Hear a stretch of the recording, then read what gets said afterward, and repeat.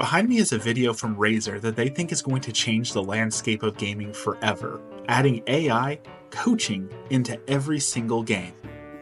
The way they see it, you'll be playing League of Legends and they'll have their little AI coach popping up and telling you, hey, the enemy's been missing for so long, you need to go back. Or they'll say, hey, that enemy's ultimate is down, you should go up against them right now because they're not strong right now. And at first glance, that sounds like that's going to change the face of gaming forever, but isn't that cheating? So that's the question we're going to answer in this video is it cheating to have an AI coach coaching you in the game? And to look at it from all points of view, we're going to include PvE games, PvP games, and single player games. So let's start with single player games, because it truly shouldn't matter if you're cheating in a single player game, right? If it's a single player experience, what does it matter if you're cheating? But for some reason, this has been a very polarizing position, especially with games like Elden Ring or Dark Souls coming out that are considered high skill, very hard games. If someone is using AI to beat those bosses, is that a bad thing? Would you consider it offensive? Would you consider it cheating? Would you be like, no, you didn't actually beat the game, no, you don't get credit for beating the game, or would you just not care? Here we see a live example. I don't have Dark Souls or Elden Ring on my computer right now, so I grabbed Monster Hunter, which is kind of in the same vein in that there are big monsters and you have to read them and fight them and kind of learn their attack patterns to be able to effectively hunt them. And granted, Monster Hunter does have some player cooperation mechanics, but let's just focus on the single player for now. If I beat this monster because I had something in my ear telling me the monster is going to breathe fire now, back off. Wait 2 seconds, now you can attack. Wait, it's a fake attack. Wait 2 more seconds, now attack. Would that really be such a bad thing? I almost see that as an accessibility thing, like people who want an easy mode in Elden Ring or Dark Souls or whatever the game may be. Having this constantly tutor you in the moment might truly make it accessible for the people who can't, quote, get good. Let's look at a less serious example. Let's say a game like Stardew Valley, a much more chilled, relaxing game. If you have an AI up telling you, no, don't buy those seeds, buy these seeds instead, they sell for more, or hey, if you go over here, you can unlock a secret, or maybe, hey, today is a lucky day, which you'd only know if you check the TV, but now I don't have to look at that, so you should go to the mines or optimize it by doing this or that. In fact, there's a lot of people who complain about Stardew Valley not having a built-in compendium in the game where you have to look at the Stardew wiki to figure out things like, oh, whose gifts it is, whose birthday it is, things that are really annoying to have to look up and take you out of the game. So having an AI coach who pops in and says, hey, did you know this? Or hey, you're missing this, could really make it a great experience for a single-player game. And I really don't see that as such a bad thing. If somebody beats Legend of Zelda with a strategy guide, am I upset about that? If someone beats Elden Ring because they watched a bunch of videos on how to beat the game, is that really so different than having an AI tell you what to do rather than just watching a video that tells you what to do? Truly, I don't think there's a reason to care what people are doing in their single-player games. Again, whether that's modding, whether that's using cheat codes, whether that's making their own cheat codes, if it's not impacting anyone else's gaming experience, it really isn't something that we should be too concerned about. So that being said, let's go on to the second category, which is player versus environment cooperative games. Now, I'm a big Helldivers fan, and I've made a lot of Helldivers videos, so let's talk about Helldivers and AI and see how it would impact the game and whether or not we should care about it. The most obvious thing that would do is when you're selecting a loadout before you drop into a mission, it would be able to tell you, hey, 90% of players don't take that weapon, you should change it to something more optimized. Here's what the pros suggest. Same thing with the stratagems and basically all the gear in general. You should be able to just say, hey, most players suggest doing this, or guides say typically bring this gear here. And I think that's actually a big plus for the community. Of course, anyone can say, well, I don't want to do that and not listen to the AI, but I assume because you have the AI on, you want to do what it's saying and improve yourself. Just like watching videos on tier lists or watching your favorite streamers who say, hey, these things are really effective here, it essentially takes that and condenses it down to a one little sentence blurb rather than watching a 10-minute video. That being said, it could have a detrimental impact on the game in the fact that it could shape a meta, especially if it's pulling from the same sources. Everyone might start using the same gear, which causes nerfs which people don't like. Not to mention, meta chasing can be no fun. It can really put a damper on people, and people get burned out really quick if they feel like, oh well, I can only bring this gear because the AI says to bring it, but I don't have fun with that, so I guess I just won't play. Other examples could be live updates in the middle of the battlefield for things like, hey, that enemy has a weak point here, try aiming there, or that enemy over there is immune to your weapons, so you need to run away from them. I don't think that's bad knowledge to have in the moment. It could also keep track of things that we couldn't possibly as humans, but are still technically, I guess, possible. Things like, hey, your buddy's reloaded 4 times and nobody on your team has a supply pack, he's low on ammo, be careful of that. Or your team has thrown a combined amount of 16 grenades, so there are no more grenades currently on the battlefield, be aware of that. And to be honest, I do have a problem with that. Like, half the fun of Helldivers is the chaos of, oh no, I ran out of ammo, I'm calling in a supply pod and I'm desperate, I'm running around scavenging for gear, and having something in your ear the entire time just feeding you stats feels lifeless. It feels like it would suck all the fun out of the game. And if someone else was feeding me that knowledge, like saying, hey, I have an AI on it, says you're low on ammo, like the first time I'd be like, hey, that's kind of cool, you're right, I'm low on ammo. But I think it would eventually lead to a series of just like, well, I don't want you to do that. Like, I'm trying to have fun in the moment here. I want you to use your eyes and ears and your knowledge, not the computer, you know? And even though we're all working towards the same goal and we're all trying to win, I don't want it to be a win with that handicap, right? I want to scrape that victory out ourselves with our own abilities. I don't want to have a little asterisk next to it saying you won, but you were all using AI, so... Let's do one more example. I'm going to use World of Warcraft, and while World of Warcraft does have PvP, and you could consider like raiding to be competitive if you're competing for a world first slot, most people aren't doing that, so we're going to consider a cooperative, weekly environmental thing for everyone to work together and overcome the raids. Now, if you didn't know, World of Warcraft allows mods, and raids from vanilla WoW way back in the day are way different than raids now, because basically everyone is required to have certain mods on so that you can do the raids, because those mods allowed the developers to create more complicated fights because you had more tools for analyzing what was going on and dealing with the raid.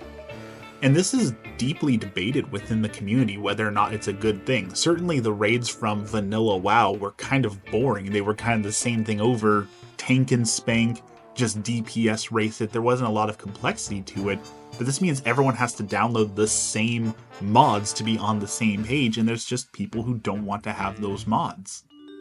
And this is where the real danger comes in. If everyone starts using this AI, it means they can play their class to near perfection as much as they can just being coached. Use this ability now, move here now, do this now. It will improve every player who's using it significantly, which means baseline, everyone who wants to be in a serious raiding guild is going to have that AI.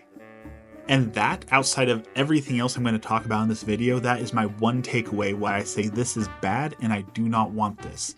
If it creates an environment where you have to have it and games start developing around it saying, well, we anticipate everyone's going to have this, it's going to exclude people and it's going to make the devs be lazy because they're going to depend on everyone using this tool rather than developing it within house and within the game itself, like we've seen vanilla WoW to now with mods.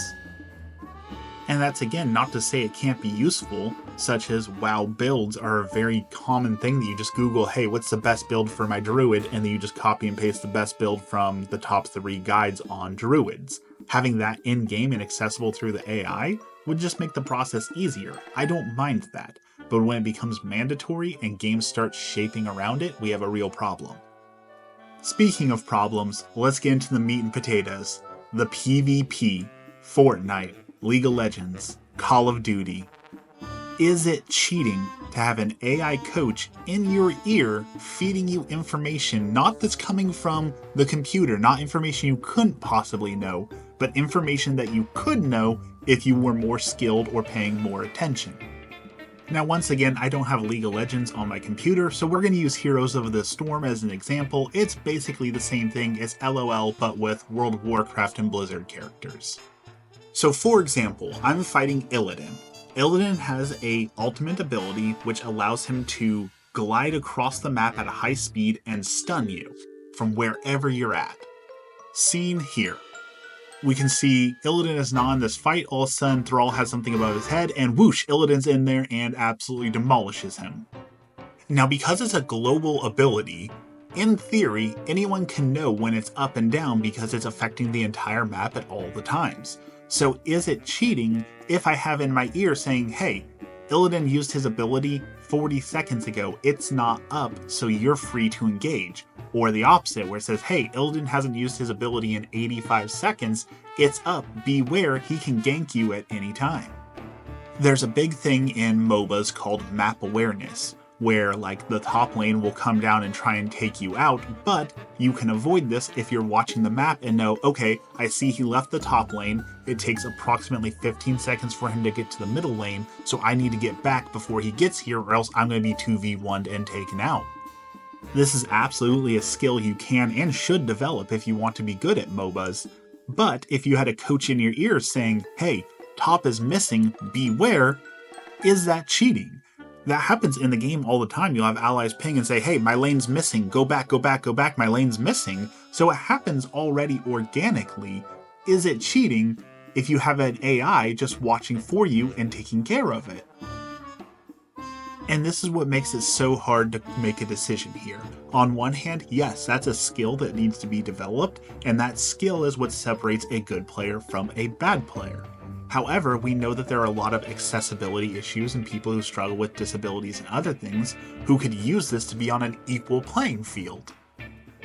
And honestly, a pro player or a well-honed player, someone who spent time building that skill, should be better than the AI, right? The AI might pop up and say, it takes approximately 13 seconds for this guy to get here and he's been missing for 5 seconds, so you need to go back now. But a good player might know, okay, but that player might be doing something else, or I know that I have more time, or I've already seen this and I've already moved back or repositioned, or I've called it out and I'm trying to do a counter gank. There's a lot of different things that you could potentially do.